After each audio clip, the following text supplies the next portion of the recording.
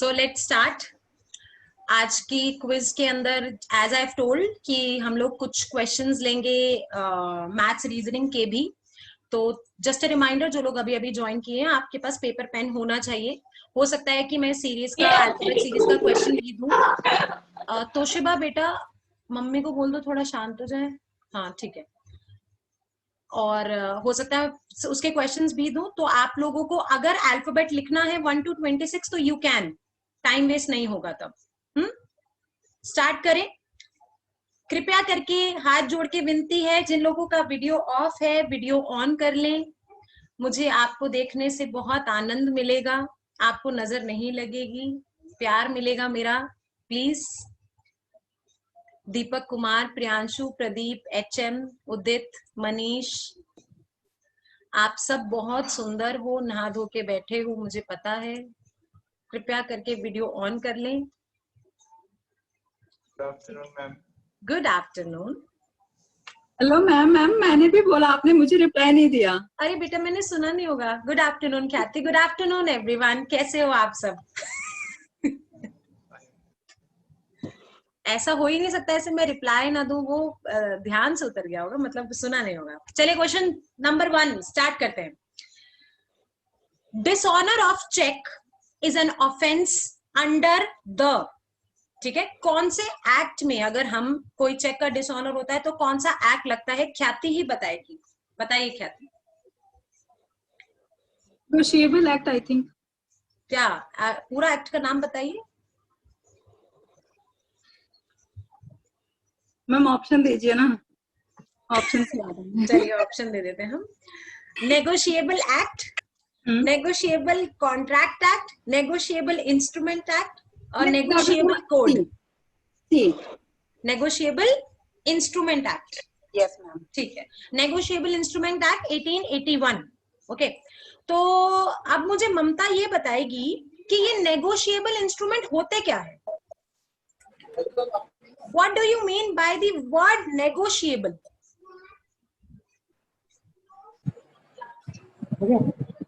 आवाज नहीं आ रही बेटा। हाँ कमी था जो इसमें आधा। मनीष कुमार,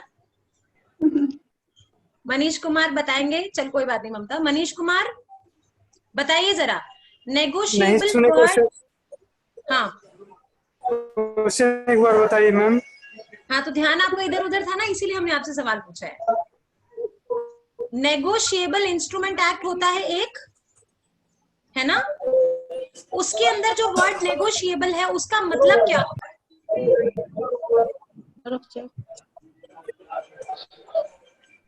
नहीं पता मैम। चेतना बताओ बेटा, अनम्यूट करो। बेसिकली ऐसे इंस्ट्रूमेंट्स जो लाइक हम किसी से कोई लोन लेते हैं, उसके बदले हम उनको कुछ इंस्ट्रूमेंट दे देते हैं, like debit note, credit note, post dated cheques हो गए, ये सब चीजें। तो मतलब this act deals with the instruments of loans. ये किसके यहाँ से इतना शोर आ रहा है? मनीष, मनीष बेटा बोल दे जरा, पीछे शांत हो जाए सब। हाँ Vivek, can you give me a better explanation? What does the word negotiable means in the negotiable instrument act? Sanya, Sanya बताएगी। मनीष तुम्हारी बारी चली गई अब। Sanya unmute yourself. सान्या आज पहली बार आई है, इसने मुझे दर्शन दिए। Thank you Sanya, thank you so much. आपको क्लासों में भी बहुत मिस किया गया है मेरे द्वारा, आज एकदम धन्य भाग हमारे। बताइए जरा। Negotiable means like which I mean. यहाँ पे कोई CS का स्टूडेंट है? एनीबडी? आगे बताएगी फिर इसका मतलब। Ma'am, negotiable is something which can be transferred in the name of someone else. Exactly. Negotiable instrument में नेगोशिएबल वर्ड का मतलब होता है विच इज ट्रांसफरेबल, जो किसी और एक के नाम से दूसरे नाम पे ट्रांसफर किया जा सकता हो, उसको ही नेगोशिएबल इंस्ट्रूमेंट बोलते हैं। तो चेक जो होता है वो एक से दूसरे के नाम पे ट्रांसफर किया जा सकता है, इस वजह से जो चेक का डिसऑनर है वो नेगोशिएबल इंस्ट्रूमेंट एक्ट के अंडर आता है। Okay, next question. एक्चुअली मैंने सीएस इसलिए पूछा क्योंकि सीएस में स्पेशली नेगोशिएबल इंस्ट्रूमेंट एक्ट पढ़ाया जाता है, तो ऑब्वियस ये तो बहुत बेसिक डेफिनेशन है, उनको तो पता ही होनी चाहिए। अगला क्वेश्चन कह रहा है, ध्यान से सुनिएगा क्वेश्चन को। When a court sends someone in judicial custody, ठीक है, कोर्ट ने किसी को बोला कि आप जुडिशियल कस्टडी में जाइए, तो उसका मतलब क्या होता है? What does it mean? Option सुनिएगा। ऑप्शन है, option number 1 sent to jail, option number 2 sent to police lockup, 3 sent to home under judicial protection, option 4 none of these. Answer देगा पीयूष। पीयूष,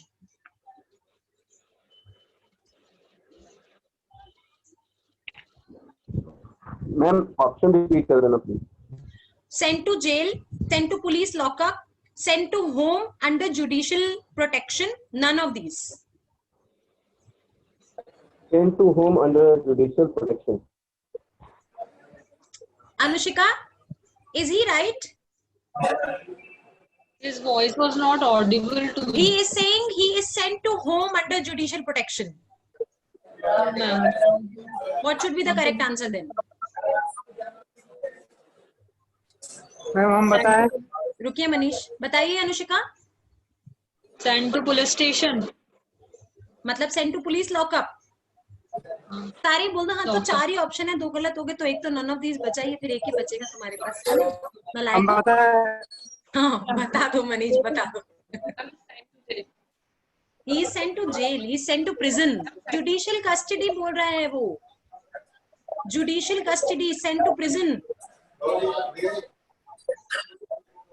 हम बताएं मैम? पुलिस लॉकअप और jail में क्या difference हुआ? वो पुलिस कस्टडी होता है, पुलिस लॉकअप और जेल अलग है, दोनों में डिफरेंस है। बिल्कुल, obviously jail is under judicial custody. अगर आपको किसी को जेल से छुड़वाना होता है तो आप जज के पास जाते हैं ना, लेमैन लैंग्वेज में अगर मैं बात करूं तो, है ना। अगर जेल भेजना होता है तो जज के ऑर्डर पे जेल जाता है ना, तो इसका मतलब कि जेल का जो प्रेमिस है, मनीष म्यूट कर लो यार। मतलब कि जेल का जो प्रिजन वो प्रेमिसेस है वो अंडर ज्यूरिसडिक्शन ऑफ जजेस है, अंडर ज्यूरिसडिक्शन ऑफ कोर्ट है।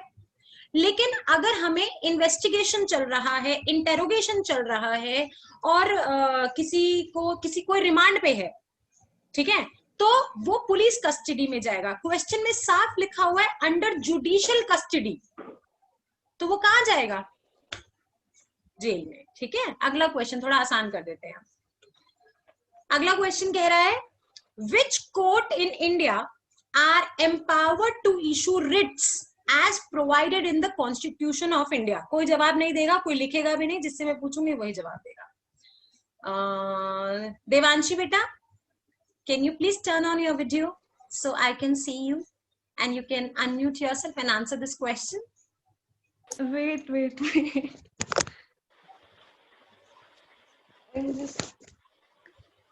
I just don't get this point कि तुम लोग वीडियो ऑन करके क्यों नहीं रखते? इसके लेट के ऐसे आराम से सुन रहे हो क्या? Can you ask the question again? No, I am not. No, of course I am not going to ask the question. Like please. Please. No, like please. You need to be attentive. There was a call. I seriously didn't pick up the call. I didn't pick the call. It was just. तुम्हें पता है वैसे मुझे गुस्सा आता नहीं, लेकिन मैंने कोई कसम खाई नहीं है। चलो, लास्ट टाइम है ये, ठीक है? The question is, which court in India is empowered to issue the writs as provided in Constitution of India? बताइए। Both High Courts and Supreme Courts, 32 Under? and 226. And 226, 32 and 226. 226 में दोनों issue करते हैं? 32 and 226. कितने Ritz होते हैं? 5. नाम बताइए। Habeas corpus, prohibition, वो certiorari, pronunciation का वो गलत हो गया। कोई बात नहीं। और Mandamus and quo warranto. ठीक है, quo warranto क्या होता है? कि asking what is your authority, कोई public उससे जो public authority से कि what is your authority, कि आप किस basis पे ये decision ले रहे हो। ठीक है, गुड, ओके। नेक्स्ट क्वेश्चन सुनिएगा ध्यान से। ऐसे जीके का क्वेश्चन है. ओके, पूछ रहा है कि how much is 1 barrel is approximately equal to, कितने लीटर्स के बराबर होता है. ऑप्शंस दे देती हूं मैं ताकि तुम लोग गेस कर पाओ. ऑप्शंस हैं 131 litres, 159 litres, 257 litres, 321 litres. Gas ही करना है, मुझे पता है. अगर किसी को एग्जैक्ट पता है तो मुझे बता सकता है, अदरवाइज प्रणय बता देगा आंसर. प्रणय बताइए जरा, कहाँ हैं आप? गायब हो गए. प्रणय ने लीव कर दी meeting. Pranay, are you there? Ma'am, I can tell the answer. हाँ नीलाक्षी, बता बच्चे. Ma'am, 159 liters, which is equal to 49 gallons. This was Very a question good. from BHU. Very good, very good. Yes, the question was from BHU. Exact answer जो इसका होता है वैसे 159 litres is the approximate value. The exact value is 158.987 litres. Yes, ma'am. Which is equal to 49 gallons. एग्जैक्टली, which is equals to 49 gallons and 1 barrel. Yes. ठीक है. 49 नहीं 42. 40 42. I think Sure. it's 40. Yeah, 42. ठीक है, कोई बात नहीं, चेक कर लेना उसको. मतलब लेकिन ये वैल्यू सही है, 158.987, which is 1 barrel. Okay, next question. ध्यान से सुनना, क्वेश्चन रिपीट नहीं करूंगी मैं, और किसी से भी पूछ सकती हूँ, ये खासकर जिनका वीडियो ऑफ है. पहले मैं ढूंढ लूं अपना target. Okay, the question is the chairman and other members of the state public service commission shall be appointed by. समझ आ रहा है? Yes, ma'am. State public service commission का जो चेयरमैन है वो कौन अपॉइंट करता है? प्रेसिडेंट.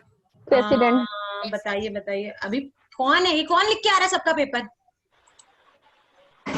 नफिला बेटा, नफिला शहीद, बताइए, do you have the answer? State public service commission का चेयरमैन को कौन अपॉइंट करता है?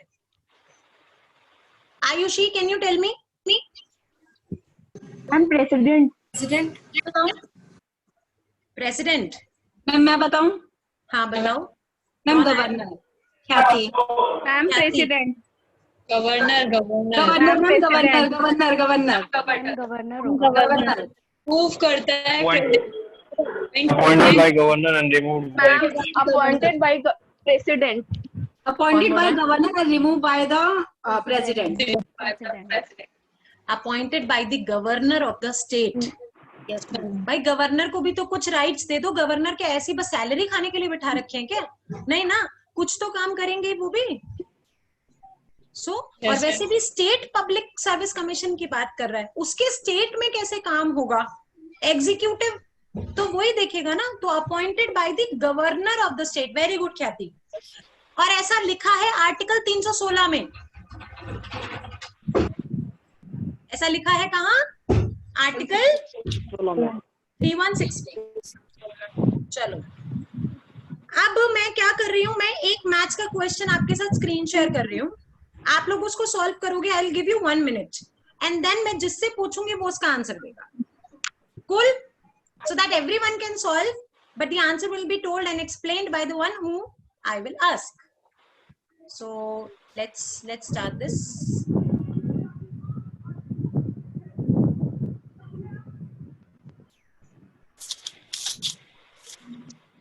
दिख रहा है क्वेश्चन? Time starts now. मैं बोल देती हूँ. A boy was asked to multiply a number by 12. By mistake, he multiplied the number by 21 and got his answer 63 more than the correct answer.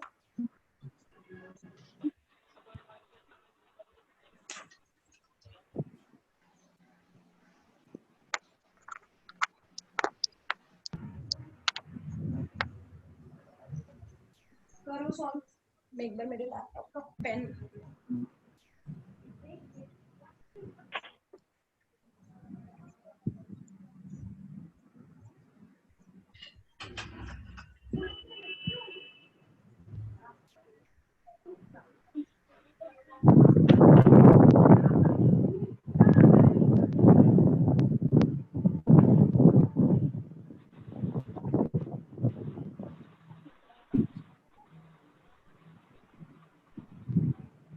Done, ma'am.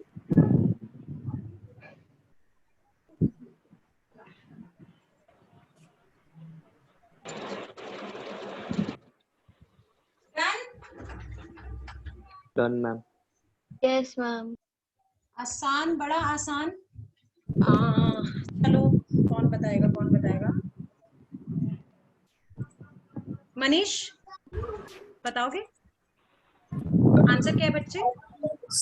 7 ma'am. 7. बहुत सारे मनीष हैं हमारे पास वैसे, मनीष कुमार, मनीष, अलग अलग मनीष है यहाँ पे। फोटो तो आ जाए मेरा। ठीक है, 7 आंसर। आपने क्या 7 किया? मैम। मेरा पेन नहीं मिल रहा है, मैं बता देती हूँ। वैसे आपने क्या किया होगा? सिंपली 21x है तो 21x और ये 12 है, हाँ, उसके जगह वो गलत लिख दिया तो डिफरेंस हो गया और बराबर 63 मोड हो जा रहा। बिल्कुल, तो 9 से 63 7 आ जा रहा।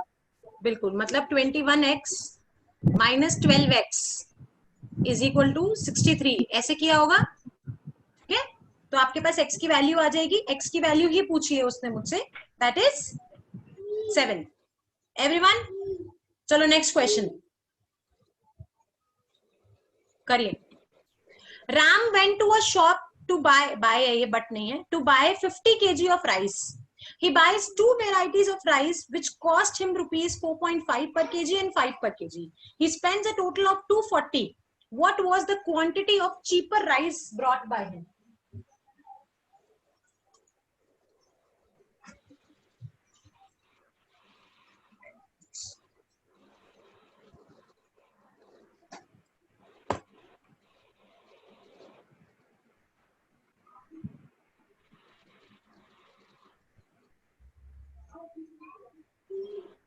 क्वेश्चन को देखने से आंसर नहीं निकलेगा ममता।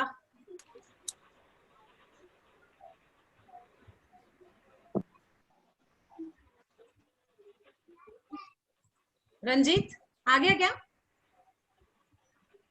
नहीं मैम। हाँ, तो देखने से थोड़ी आएगा, एकदम अंदर से सोन पर ही निकलेगी क्या? क्वेश्चन में से करने से आएगा ना।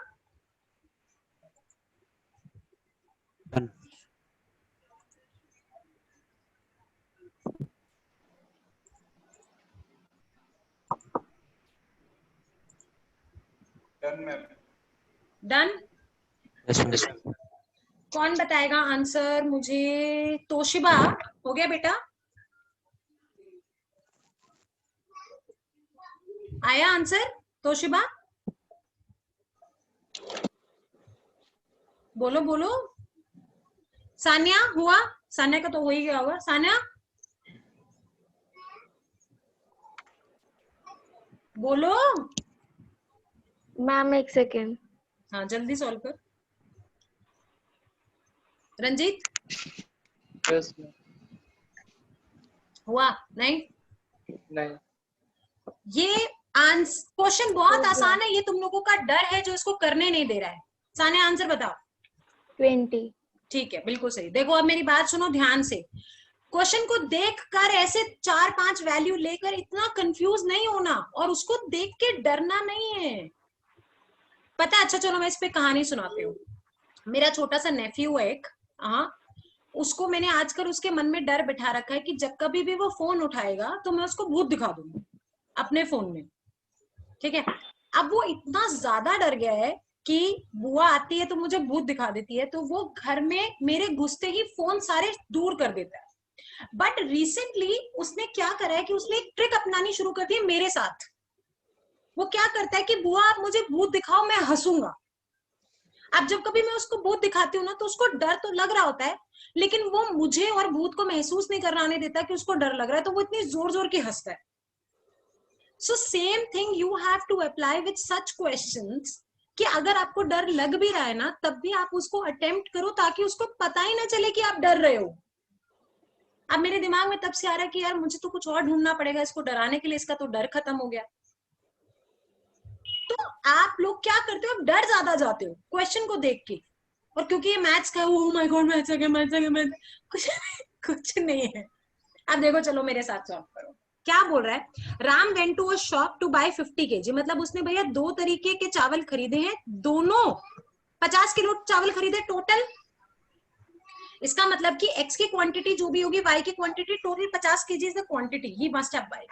ही बॉट 2 वेराइटीज, एक तो उसने खरीदा 450 रुपए का, अगर इसका 450 कह रही हूँ 4.5 kg के हिसाब से, तो अगर x kg लाया था 4.5 के, तो इतने पैसे खर्चे होंगे। और 5 रुपए के हिसाब से y kg लाया, तो कितने पैसे खर्च के आया होगा? इतने पैसे खर्च के आया होगा। टोटल कितने पैसे खर्च के आया? That's it। अब मुझसे पूछा है कि बताइए कि सस्ते वाला चावल जो है वो कितना लाया था। सस्ते वाला कौन सा? 4.5 रुपए वाला। मतलब मुझे सिर्फ x की वैल्यू निकालनी है। आप ध्यान से देखो, अगर मुझे सिर्फ x की वैल्यू निकालनी है तो मैं अगर इसमें y इंटू 5 कर दूं तो x की वैल्यू आ जाएगी। पूरी इक्वेशन को 5 कर दूं तो x की वैल्यू आराम से मेरे निकलने में कोई प्रॉब्लम नहीं है। मतलब 5x plus 5y is equal to 250, और ये कट गया। अब मेरे पास क्या बचेगा? 0.5x is equal to 10। तो x की वैल्यू कितनी आ गई मेरे बच्चे?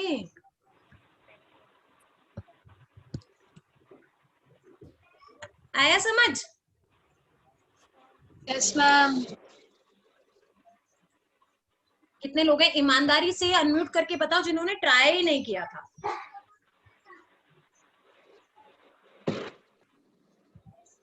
बाकी लोग? और मैंने भी नहीं किया था। राइट। फिर बताओ कैसे चलेगा? अगर आप लोग ट्राई ही नहीं करोगे तो फिर कैसे चलेगा?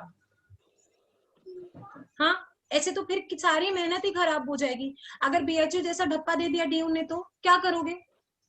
मैम प्लीज ऐसा मत बोलो। Hope for the best but ready for the worst ना। फिर क्या करोगे?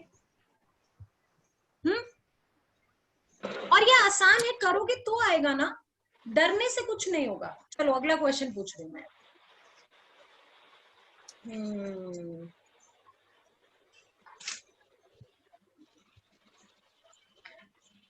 यस, आसान क्वेश्चन, बहुत ज्यादा आसान। द वर्ड टॉट जो है, टॉट वर्ड जो है वो कौन सी लैंग्वेज का वर्ड है? उसका ओरिजिन क्या है? कौन बताएगा? कौन बताएगा? अभय कुमार। अभय बच्चे, अभय अनम्यूट योरसेल्फ। मैम याद नहीं आ रहा है। मैं बताऊं?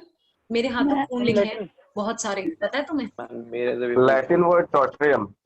मैं बताऊं? आप मुझे टॉटम बता रहे हैं, मैं पूछ रही हूँ टॉट कौन सी लैंग्वेज का? French language. Tatum Latin. Latin ma'am. Taught तो इंग्लिश का है, टॉट फ्रेंच मैम। कौन बोल रहा है? मैं बताऊं? हाँ बताओ। Ma'am French French ma'am it is French ma'am. French origin. Taught is a French origin word which is derived from the Latin word totum. समझ आया? Taught is a French origin word which is derived from the Latin word totum. Got it? चलिए अभय, आपने thoughts के lecture नहीं देखे हैं? ये तो बहुत बेसिक सी बात है, ये तो स्टार्टिंग में ही करवाई गई है। देखे थे मैम, लैटिन टॉटम। ये फ्री के नंबर है, अगर ये भी छोड़ाएंगे तो हम कैसे चल पाएगा? चलो अगला question. Which one of the following is not libel? पता है ना सबको libel क्या होता है? Yes ma'am. ठीक है। Which of the following is not a libel? Options हैं a defamatory matter in printing or writing. Second, taking cinematographic film. Third, signs or pictures. Fourth, sounds or gestures. कौन बताएगा? कौन बताएगा? प्रियांशु। प्रियांशु बेटा,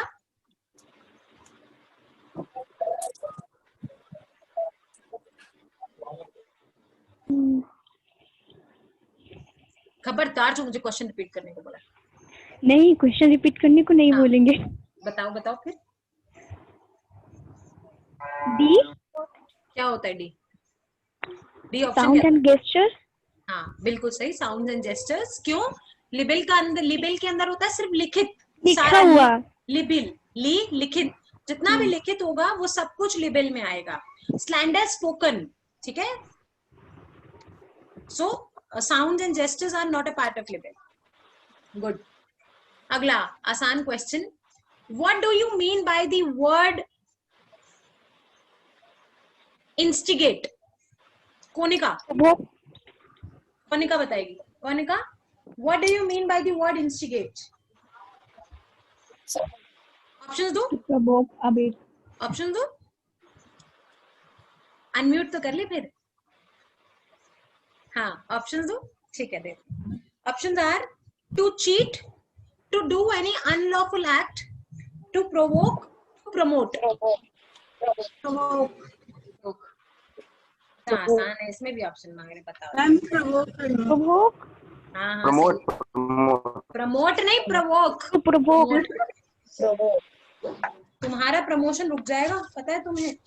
विनोद बोल रहा है, विनोद। आना ना। चलो अगला क्वेश्चन पूछते हो।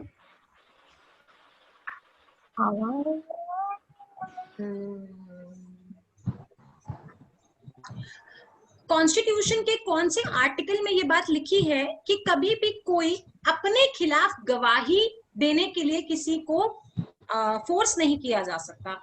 इसको क्या कहते हैं और कौन से आर्टिकल में लिखा है, ये मुझे बताएगा HM।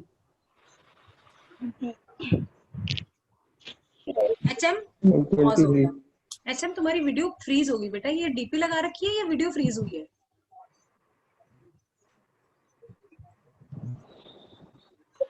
HM बताओ, ऐसा कहाँ लिखा है?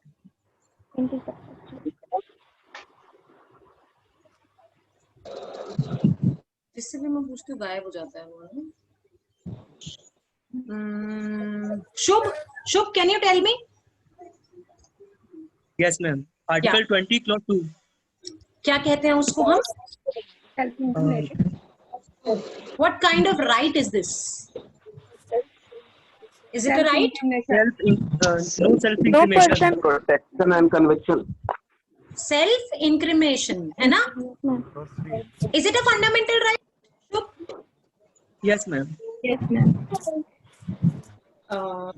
अगला क्वेश्चन,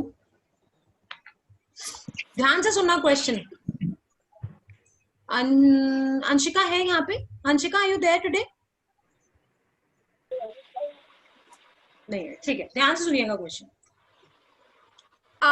एक केस है बड़ा फेमस, आप सबको पता होगा, मोहम्मद अहमद खान वर्सेस शाहबानो बेगम, जिसके अंदर मेंटेनेंस की बात की गई थी, है ना, फैमिली लॉ का, जिसके अंदर जब मुस्लिम वुमेन का डिवोर्स होता है तो मेंटेनेंस की बात की गई थी। ऐसा कहा गया था कि जो मुस्लिम वुमेन है उसको आफ्टर डिवोर्स यदि मेंटेनेंस चाहिए तो उसको इद्दत के समय तक का मेंटेनेंस मिलेगा, है ना, इद्दत तक उसको मेंटेनेंस मिलेगा।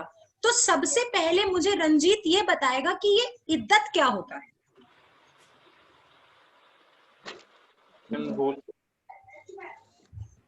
क्या भूल गया? करने वाले हो रहे हो तुम लोग मेरे हाथ से। मैं Abdul, can you explain what is iddat? Ma'am, ये आफ्टर डेथ के बाद होता है, या फिर अगर डाइवोर्स हो जाता है तो उसके बाद 4 महीने का टाइम होता है। ठीक से एक्सप्लेन करो, मुझे समझ, मतलब मुझे तो पता है, इन लोगों को पता होना चाहिए ना, जैसे रंजीत जैसे लोग भूल गए। जैसे अगर हस्बैंड की डेथ हो जाती है तो उसके बाद का जो टाइम पीरियड होता है 4 महीने, उसको और डाइवोर्स हो जाता है तो? और तो मैम डाइवोर्स में भी सेम यही चीज 4 महीने के लिए होती है।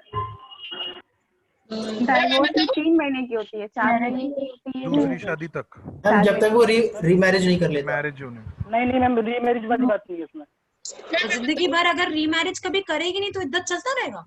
मैम 3 महीने का पीरियड, 3 महीने का पीरियड जिसमें वो, मैम डाइवोर्स में 3 महीने की पीरियड होती है और डेथ में मुझे लग रहा है तुम सबका पेपर 2021 में है। वेरी गुड, बहुत बढ़िया तैयारी। 4 महीने 10 दिन की होती है। इसका गैप होता है। पीरियड्स की साइकिल का कुछ आई गेस। ऐसे तलाके हैशन में होता है menstrual period. Manish B1342 Manish बता बच्चे। Ma'am period of 3 menstrual cycles, और अगर वो प्रेग्नेंट है तो till the time of delivery, और अगर हस्बैंड मर जाता है तो जो 3 मेंस्ट्रुअल साइकिल होती हैं वो 3 मंथ्स प्लस 1 मोर मंथ्स, मतलब 4 मंथ्स का हो जाता है। और अगर उसको मेंस्ट्रुअल साइकिल होता ही नहीं है तो 3 मंथ्स, 3 लूनर मंथ्स। हाँ 3 लूनर।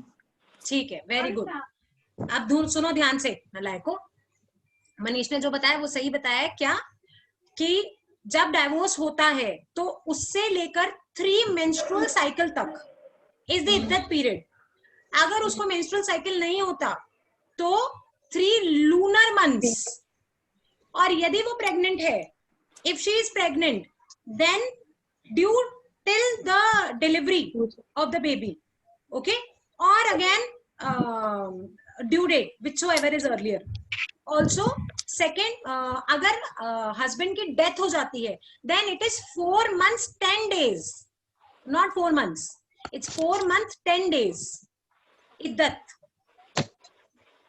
ओके, नाउ जो मेरा क्वेश्चन था वो ये था कि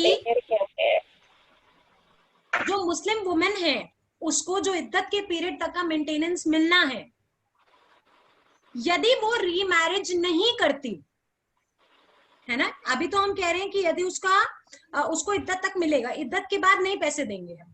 यदि वो रीमैरिज भी नहीं करती और वो उसके पास कोई और साधन भी नहीं है अपने आप को मेंटेन करने का, तो क्या कोई ऐसा प्रोविजन है जो ये कहता है कि हाँ हम इद्दत के बाद भी उसको मेंटेनेंस दे सकते हैं? Mamta, can you help ma'am? 125 CRP section 125 CRPC Danial Latifi पे बोला गया थे। बिल्कुल, बहुत बढ़िया सत्यम, डैनियल लतीफी में ये बात की गई थी। सेक्शन 125 CRPC ये कहता है कि यदि ऐसा हुआ, for example she is unable to maintain herself even after iddat, and if she not remarries, then she can claim the maintenance from the husband even after iddat. ठीक है? Is that clear everyone? Clear? Okay. मुझे ये बताइए जरा कि family law के अंदर जो मुस्लिम लॉ है, मुस्लिम लॉ से एक क्वेश्चन पूछ रही हूँ मैं अभी। मुस्लिम लॉ पढ़ लिया ना आप लोगों ने, सबका रिवीजन हो चुका है।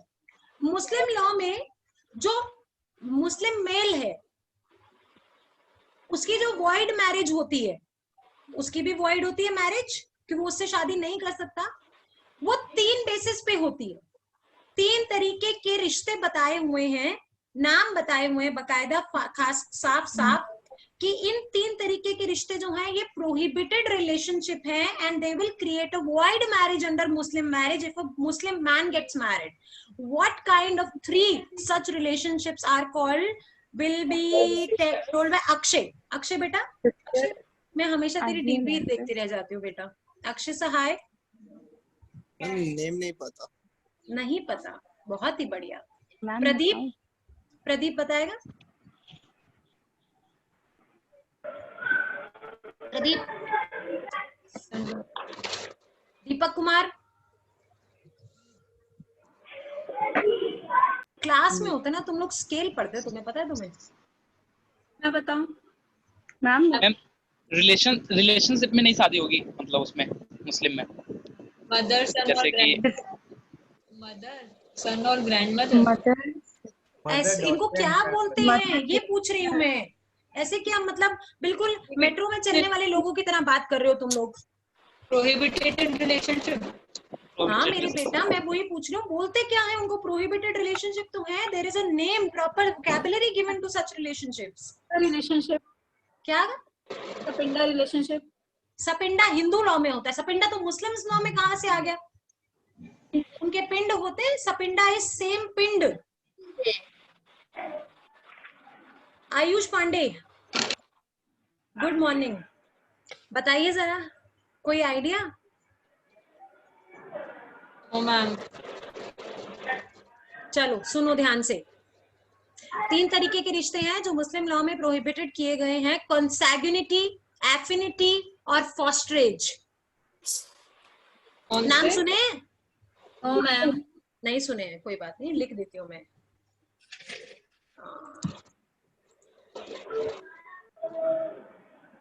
कॉन्सैग्युनिटी, स्पेलिंग देख लेना शायद सही होगी, हाँ, एफिनिटी और फॉस्टरेज। ये 3 तरीके के रिलेशनशिप हैं जो कि मुस्लिम मैरिज को बिल्कुल वॉइड करते हैं। Do you want me to explain them?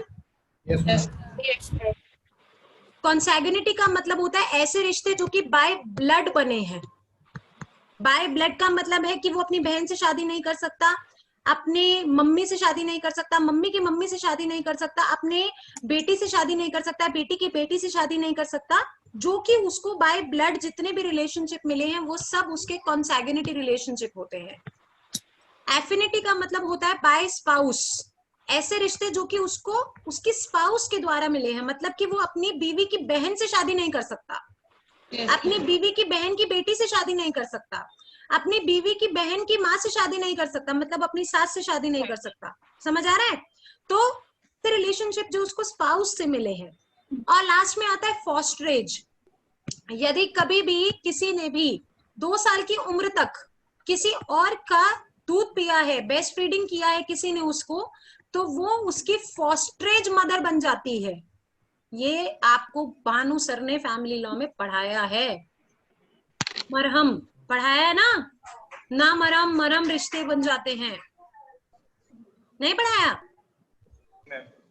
Ma'am ये बताया था कि वो अपनी बीवी की शादी अपनी माँ वगैरह से। चलो कोई बात नहीं। So these are the fosterage relationship. ऐसा था ना, फॉस्टर मदर, फॉस्टर सिस्टर, ये तो सुना होगा। फॉस्टर मदर, फॉस्टर सिस्टर, ये सारे वर्ड्स तो सुने होंगे कभी। Yes ma'am. बेड़ा गर्क। सो फॉस्टरेज इज कॉल्ड, जो कि जिसने कभी भी किसी का ब्रेस्ट फीड किया है अप टू 2 इयर्स तक, so that is called fosterage. तो आपने फॉस्टरेज रिलेशनशिप में शादी नहीं कर सकता, एफिनिटी में नहीं कर सकता, कॉन्सैग्युनिटी में नहीं कर सकता। ये 3 रिलेशनशिप बिल्कुल वॉइड मैरिज क्रिएट करते हैं। कौन सी मैरिज? Void marriage. ओके, चलो अगला क्वेश्चन। मैं स्क्रीन शेयर कर रही हूँ, मैथ्स का क्वेश्चन है।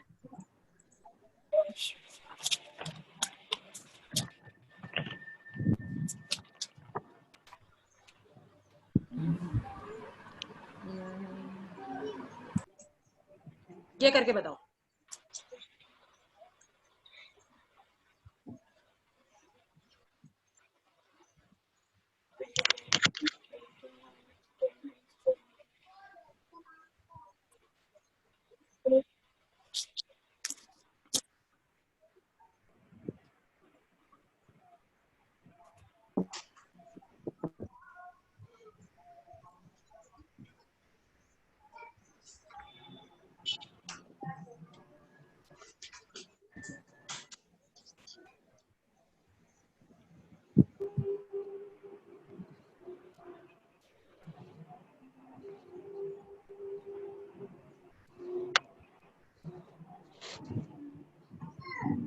क्वेश्चन समझ आ रहा है ना? Yes ma'am. देखने से आंसर नहीं आएगा, ये भी पता है ना सबको? Yes ma'am. Ranjeet? Yes ma'am. ठीक। Yes ma'am.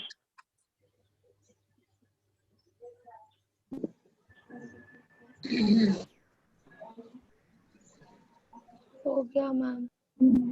हो गया?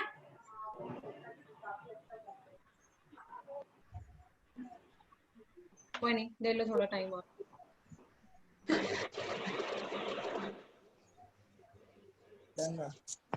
डन। आंसर बताइए। 1090। अनुशिका 1090? नहीं मैम, मेरा हुआ नहीं अभी तक। अच्छा ठीक है, 1 सेकंड में पहले आंसर आंसर आंसर हुआ बेटा? सत्यम, अनम्यूट कर बेटा, म्यूट है। 1090। प्रियांशु। आयुषी बेटा। मैम 0।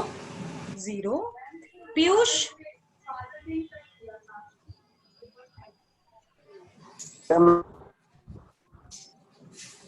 बोलो। 1900। 100। एक सेकेंड, हाँ बेटा। Wow. 1900। The correct answer is, चलो सॉल्व करते हैं, मैं बताती नहीं हूँ, मेरे साथ देखो ताकि आप लोगों को अपनी गलतियां पता चल जाए। इसने क्या बोला है, 20 माइनस 10 मीन्स 200। इसका मतलब है कि माइनस का मतलब है मल्टीप्लाई, तभी 200 आया। 8 डिविजन 4 इज 12। इसका मतलब है डिवाइड का मतलब क्या होगा, plus. Then 100 minus 10 is 1000. So we can write that minus is multiply. अच्छा चलिए, तो एक क्वेश्चन है इसमें, एक मिनट। 0। सही है ना। 8 divide by 4, 20 minus 10 minus multiply divide plus 6 into 2। अच्छा ये रह गया 6। तो मल्टीप्लाई का मतलब क्या हुआ, माइनस। मल्टीप्लाई का मतलब माइनस। अब मुझसे पूछा है कि इस इक्वेशन को बनाना है, तो जरा मेरे साथ बनाएंगे। और जो लोग 1090 या 1900 बोल रहे हैं वो जरा ध्यान से देखिए। 100 माइनस की जगह मल्टीप्लाई लिखूंगी 10, मल्टीप्लाई की जगह माइनस लिखूंगी 1000, डिविजन की जगह प्लस अगेन 1000, प्लस की जगह डिविजन 100 और मल्टीप्लीकेशन की जगह minus 10। Now I will use BODMAS। BODMAS में सबसे पहले क्या करना होता है, डिविजन। तो जैसे ही मैं ये डिवाइड करूंगी तो यहाँ 10 बच जाएगा। फ्रेंड्स एक बार दरवाजा बंद, यहाँ 10 बच जाएगा और ये क्या बन जाएगा, 1000। 1000 माइनस 1000 प्लस 10 माइनस 10। तो आप लोगों को नहीं लग रहा कि आंसर क्या होना चाहिए? मैम प्लस के ऑपरेशन में हम चेंज क्यों कर रहे हैं? क्वेश्चन में तो कहीं है ही नहीं ऐसा। प्लस की तो कुछ 8 divided by 4 is equal to 12 है, तो 8 plus 4 चेंज 12 थोड़ी करेगा मैम ये। अच्छा, ऐसा थोड़ी है कि एक बात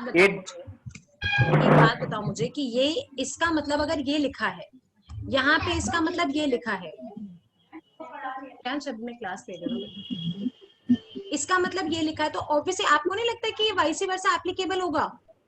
ये खुद से एस्टेब्लिश नहीं कर सकते ना मैम कि वाइस वर्सा प्लस का कुछ है ही नहीं वहाँ पे ना। तो ऑब्वियसली इफ माइनस का मतलब मल्टीप्लाई होता है, डिवीजन का मतलब प्लस होता है, तो प्लस का मतलब डिवीजन नहीं होगा। आप ये कह रहे हो कि हम सिर्फ मतलब सिर्फ we can only say that minus means multiply, not multiply means minus. You are saying this? Yes ma'am. नहीं, we can say that. अगर आप ऐसा कर रहे हो, प्लस को नहीं लिख रहे हो डिवीजन, तो 1090 आ रहा है। वही आ रहा है, वही ऐसे ही आ रहा है तब। Anyway the answer is 0 because this is a question of शायद 2016 का पेपर है। कौन सा पेपर है? क्योंकि क्वेश्चन में कहीं पे प्लस का वो एस्टैब्लिश किया ही नहीं है ना, वाइस वर्सा जो मान लें। अच्छा सुनो, जस्ट इन केस अगर कभी ऐसा कंफ्यूजन होता भी है ना, तो ऑब्वियसली मतलब इसको हमेशा अप्लाई मत करना, but this is the trick. जब कभी भी हमें ऑप्शंस दिए होते हैं, if we are getting the correct option at the first number, then we consider that option always. तो अगर 0 नीचे आया होता तो मैं फिर भी मान सकती थी कि हाँ ये लॉजिक काम नहीं करेगा, but obviously this logic applies because 0 is option A. और ऑफिशियल आंसर, ऑफिशियल क्वेश्चन है, ऑफिशियल आंसर की में option is 0। So we can definitely interchange these types. The only trick was कि आपको BODMAS अप्लाई करना है। ठीक है everyone? एक और क्वेश्चन करके मुझे दिखा दो बस, आसान सा। ये वाला क्वेश्चन कर दो, बहुत इजी है। 3/4 of a number is more than 2/3 by a number by 5. Then what is the number?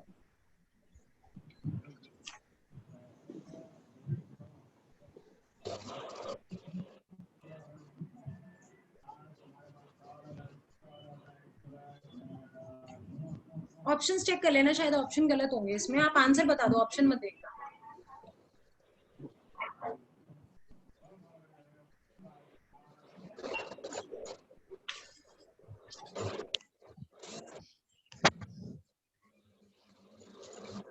ये क्यों नहीं घुमाएगा? आया 60 तान्या, सॉल्व किया?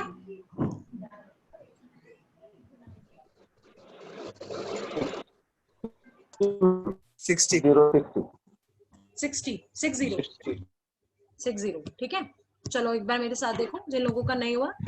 3/4 ऑफ अ नंबर इज करते हैं ऐसे, is 2/3 more than the number by 5। ऐसे बनाएंगे इक्वेशन। इसका मतलब is equal to, more than का मतलब +5। बस अब ये यहाँ के माइनस हो जाएगा। 3/4/x - 2/3x is equal to 5। LCM ले लीजिए 12। 9x - 8x is equal to 5। x upon 12 is equal to 5। x की वैल्यू 60। ओके, चलो लास्ट क्वेश्चन।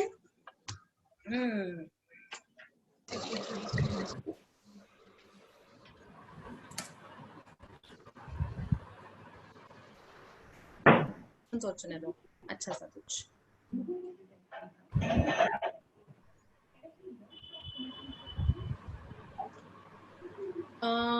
मुझे ये बताइए कि can you give me any two examples which is taught as well as crime? कौन बताएगा? Sangeeta, can you give me two examples which are taught as well as crime?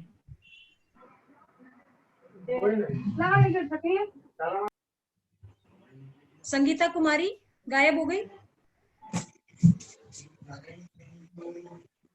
एकदम। मुझे trick आ गई आपको लोगों को गायब करने की।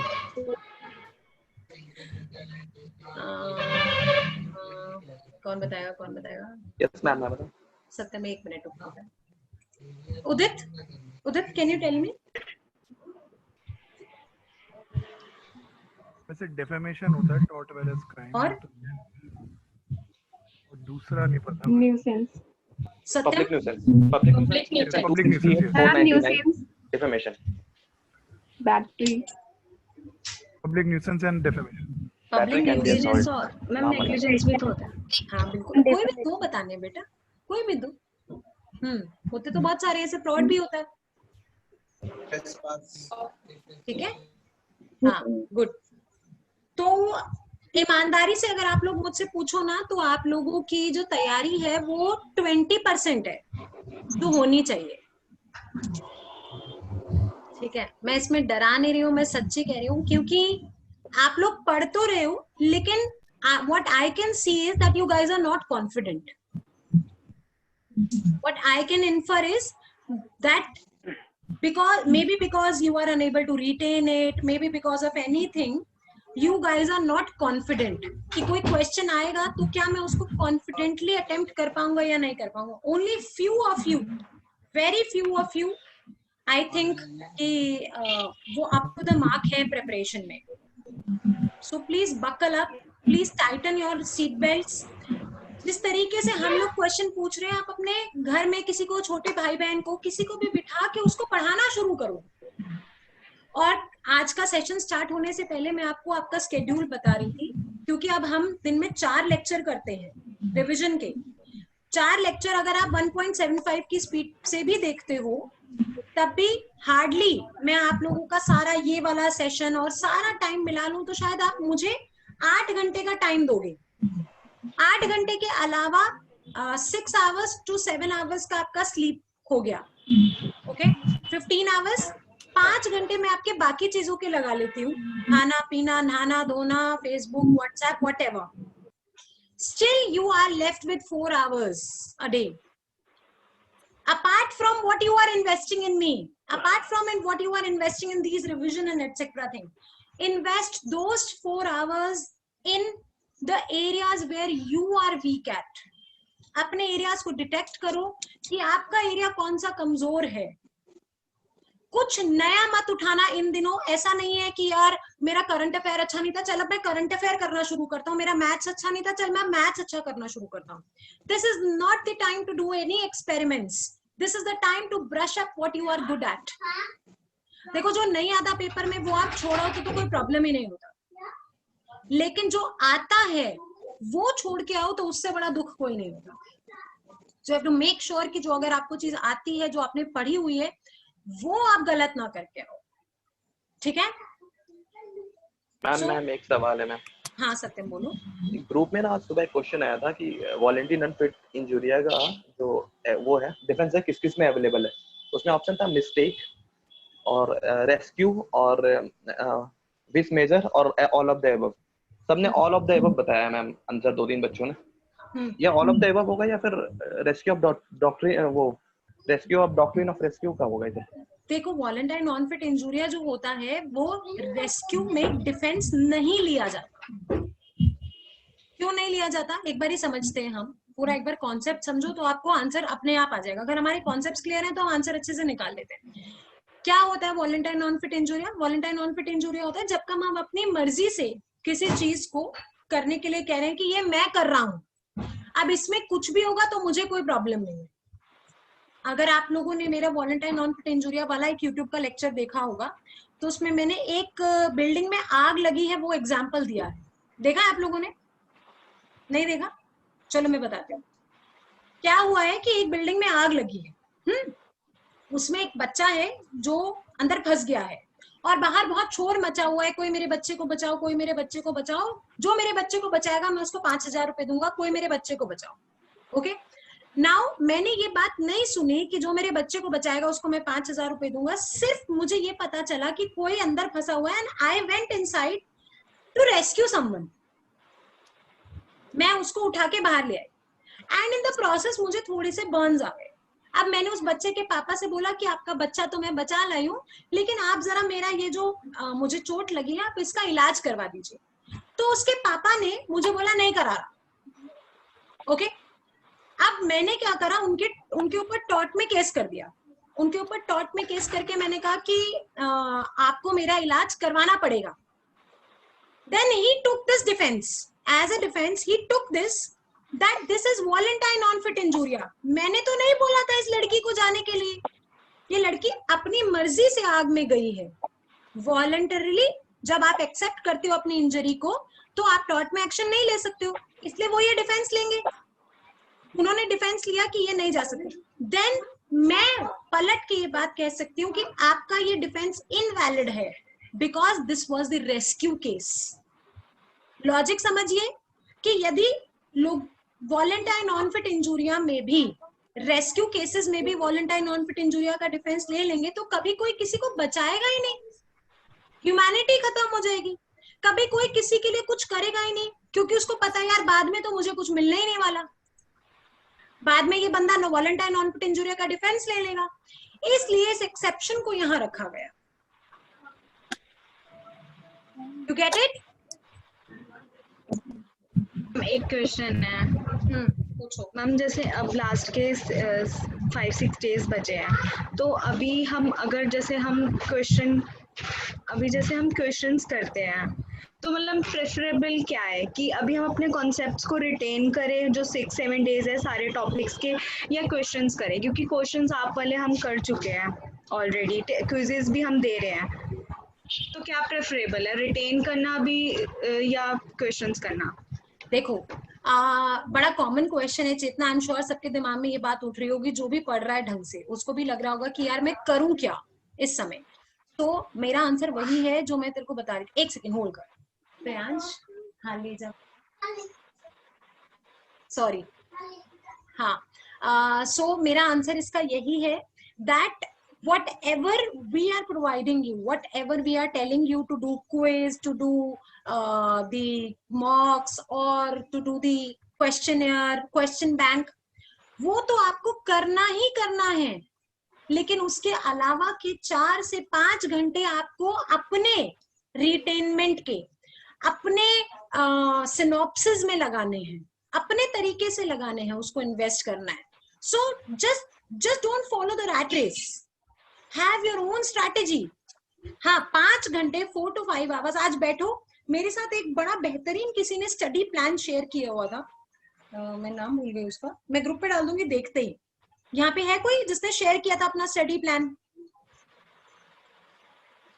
उसने बहुत अच्छे से अपने नंबर ऑफ आवर्स को डिफाइन किया हुआ था। नंबर ऑफ आवर्स के साथ साथ उसने टॉपिक्स लिखे हुए थे, टॉपिक्स को भी बहुत छोटे छोटे टॉपिक्स में डिवाइड किया हुआ था।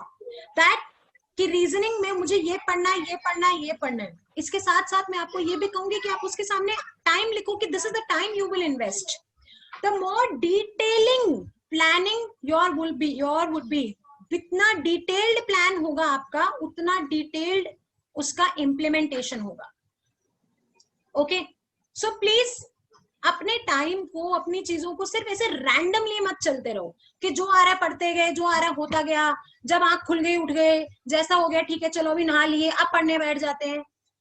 Have a plan, have a full proof detailed plan. मेरे साथ शेयर कर लो तुम लोग, मतलब ऐसा होता नहीं है कि मैसेजेस अनरिस्पॉन्सिव जाएं। You share with me, this is what I have made, ये नंबर ऑफ टाइम होगा, ये मैं सोऊंगी, ये मैं रेस्ट करूंगी, this is what I have पूरा made it। एंड अपनी देखो, सबके ऊपर एक चीज वैलिड नहीं हो सकती वरना मैं बना के दे देती। हर किसी के अपने वीकर सेक्शंस है, स्ट्रॉन्गर सेक्शंस है, हर किसी का अपना स्केड्यूल है। कुछ लोग काम भी कर रहे होंगे, कुछ लोग कहीं और ऑक्यूपाइड होंगे, कुछ लोगों के फाइनल ईयर के एग्जाम्स भी आ गए हैं। तो you have to make your own strategy. You can share it with me and then I can rectify it if it is required. ठीक है चेतना? Thank you. हाँ विवेक बोलो। Ma'am so far we have neglected legal reasoning part. Ma'am मतलब हमने class में practice नहीं किया है वो फैक्ट प्रिंसिपल वाले questions. So is it feasible for us to ignore these things completely just because कि वो last year नहीं आया था? ठीक है, आप उसको ऐसे कंप्लीट इग्नोर मत करो। हमने इग्नोर किया भी नहीं है विवेक, हमने असर्शन रीजन के क्वेश्चंस किए हैं, मैंने आप लोगों से वैसे भी पूछे थे, मैंने आपको फैक्ट प्रिंसिपल की ट्रिक्स बताई है। हाँ, उसका कोई ऐसा प्रैक्टिस टेस्ट नहीं किया और ऐसा कोई क्लास नहीं हुई है स्पेसिफिकली। यू ऑल्सो नो कि यार हमने सिर्फ 15 दिन पढ़ाया है ना। बट वही है ना कि अगर हम अपने कॉन्सेप्ट्स को क्लियर रखते हैं, हमें हर एक चीजें रिटेन्ड है, तो लीगल रीजनिंग में इतनी डिफिकल्टी नहीं फेस करेंगे हम। नहीं आएगी क्योंकि उसमें एक्चुअली प्रॉब्लम नहीं है, क्या आ रहा है दो कॉन्सेप्ट्स कॉन्फ्लिक्टिंग हो जाते हैं उसमें कि इसमें ये भी तो लग सकता है अगर ऑप्शन ए में ये लग रहा है। हाँ बिल्कुल बिल्कुल हो सकता है यदि आप वकीलों की तरह सोचोगे। यस मैम, प्रिंसिपल जो दिया रखेगा उसी के अकॉर्डिंग करना है। अगर आप वकील की तरह सोचोगे ना कि ऐसा हो सकता है, ऐसा ना हुआ तो ये हुआ, तो ऐसा करने पे क्या होगा, ऐसा तो लिखा ही नहीं, ये तो होगा नहीं, वो तो होगा नहीं, तो आप जरूर, लेकिन हमें एज अ जज सोचना है ना। तो आप ऐसा करो विवेक, मैं इफ यू वांट मैं तुम लोगों को क्वेश्चन दे देती हूँ, 25-30 क्वेश्चंस प्रोवाइड करवा देती हूँ असर्शन रीजंस के और फैक्ट प्रिंसिपल के। I practiced 10 years DU LLB papers only. मतलब is it need to practice more? मतलब 85-90% accuracy I am having so far, but that is sufficient. I go with Chetna what she said. If your concepts are clear, if you have a concept clarity, जैसे अभी मुझसे सत्यम ने वॉलेंटाइन non fit engineer का जब question पूछा, तो अगर आप ऐसे रैंडमली जाओगे तो ऑब्वियसली आप लोग कहीं फंस जाओगे, लेकिन आपको कॉन्सेप्ट्स क्लियर हैं, आपको एग्जांपल्स याद हैं, तो आपकी कंसेप्ट क्लैरिटी अभी नहीं सेमेस्टर्स में भी बहुत काम आएगी।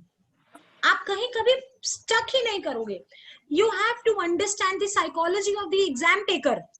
उसको पता है आप वकील नहीं हो, लेकिन वो सिर्फ आपका एप्टीट्यूड चेक कर रहा है कि आप वकील बनने लायक हो या नहीं। तो वो सिर्फ ये चेक कर रहा है कि आपके कॉन्सेप्ट्स क्लियर है या नहीं, आप समझ पा रहे हो क्या लिखा है या नहीं। ठीक है, so just fix this. I don't think that would be a big deal. आ भी गए तो क्या हो गया यार, anyway entrances are unpredictable. Mostly legal reasoning के क्वेश्चंस में प्रिंसिपल में ही आंसर होता है, अगर जैसे ध्यान से देखोगे तो। आपको मैंने लास्ट क्लास में शायद एक बार बताया भी था, 99% दिस अप्लाइज, लास्ट लाइन में आंसर छुपा होता है। 99% ब्रह्मास्त्र दिया था इस बात का। Ma'am one more thing, ma'am ये जो टेस्ट मैं दे रहा हूँ आपकी जो साइट पे दिए हुए mock test, I am stick between 70 to 70 to 80 to 90 ma'am. But issue इसकी हर एक पेपर में कुछ क्वेश्चंस एक तो रिपीट हो रहे हैं, तो I am not fairly able to जज। इट्स ओके, आप 10 क्वेश्चन, कुछ में एरर्स भी हो सकते हैं, कुछ आंसर्स भी गलत हो सकते हैं, कुछ भी हो सकता है, आप 10 क्वेश्चन का मार्जिन लेके चलो, ठीक है? मतलब हाँ, 10 क्वेश्चन ये मान के चलो कि सही है गलत है, 10 क्वेश्चन इधर उधर लेके चलो। So if you are getting, आपका 240 स्कोर आ रहा है, तो आप ये मान के चलो कि it is ranging between 200 to 280।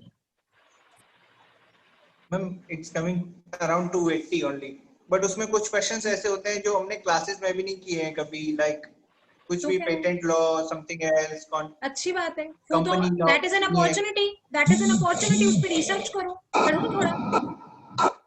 तो बस ये पूछने के लिए, they are just for our preparation part only ना, so that we seek more information. Obviously, nothing is out of syllabus, nothing is कुछ भी ऐसा हम आपसे नहीं पूछने वाले हैं जो कि irrelevant है। अब एक ये चीज और है कि अब जैसे अभी आपने नेगोशिएबल इंस्ट्रूमेंट वाला पूछ लिया था, चलो ये तो मैम इजी था, तो अगर हम ऑप्शंस देखेंगे तो हम बता सकते हैं। अब पेटेंट है और मैम बहुत ऐसी चीजें आ जाती है जो बिल्कुल नहीं आ पाती, तो उस वक्त अगर हम सर्च करने बैठे उस चीजों को, तो फिर हम और कंफ्यूज होते हैं। तो टाइमर लगाओ ना, कि इससे यही तो इंद्रियों को काबू करना होता है मेरे बच्चे। इसी को तो कहते हैं कि आपको टाइमर लगाना है, बस 2 मिनट ही लगाऊंगा मैं, इसके ऊपर इससे ज्यादा टाइम नहीं दूंगा इसको। क्विकली सर्च इट एंड आपको अगर कोई और चीज डाइवर्ट कर जाएगी, कुछ और डाइवर्ट कर गया, ऐसा होता है, दिस इज वेरी कॉमन, कि आप ढूंढने कुछ और गए, नहीं होता, शॉपिंग पे जाती है चेतना, लेने कुछ जाती है, सामान लेकर कुछ आती है, मैम, बिकॉज बाकी सारी चीजें हमें टेम्प्ट करती हैं। सो आपको वो ऐसे अर्जुन के आंख की तरह ऐसे रखना है, मुझे बस यही पढ़ना है, दैट्स इट। कुछ और दिख रहा है तो वो अब एक्सपेरिमेंट का टाइम नहीं है, we are late to do that. और कुछ ऐसे क्वेश्चन बिल्कुल आएंगे जो तुमने कभी देखे ही नहीं होंगे, सुने ही नहीं होंगे, क्योंकि तुम में से किसी को भी 400 नंबर नहीं लाने हैं। मुझे क्वेश्चन पूछना है। One last request. हाँ बच्चे पूछो। मैम अगर किसी के पास भी बीएचयू के प्रीवियस ईयर पेपर्स की पीडीएफ मेरे पास है, मैं दे दूंगी, बिल्कुल, आई विल फॉरवर्ड, अभी भेज दूँ। Done. Thank you ma'am for this session. कल मिलते हैं हम लोग 3 बजे। All the best. 4:30 बजे की क्लास है। हाँ पूछो अनुशिका, बताओ। मैम अगर जो मैरिज है, अगर गर्ल बिलो 18 है और बॉय बिलो 21 है, तो वॉइड होगी या वॉइडेबल होगी? वैलिड होगी। वैलिड होगी। हाँ सॉरी, वैलिड होगी। वैलिड होगी। Thank you ma'am. ठीक है एवरीवन, थोड़ा मुस्कुरा दो यार, ऐसे टेंशन में मत रहो, स्माइल। चलो हैव कुछ अच्छा सा कॉफी, चाय, शिकंजी विकंजी कुछ पी लो बढ़िया सा। 4:30 बजे लेक्चर है, ठीक है? सी यू, बाय बाय, कल मिलते हैं 3 बजे।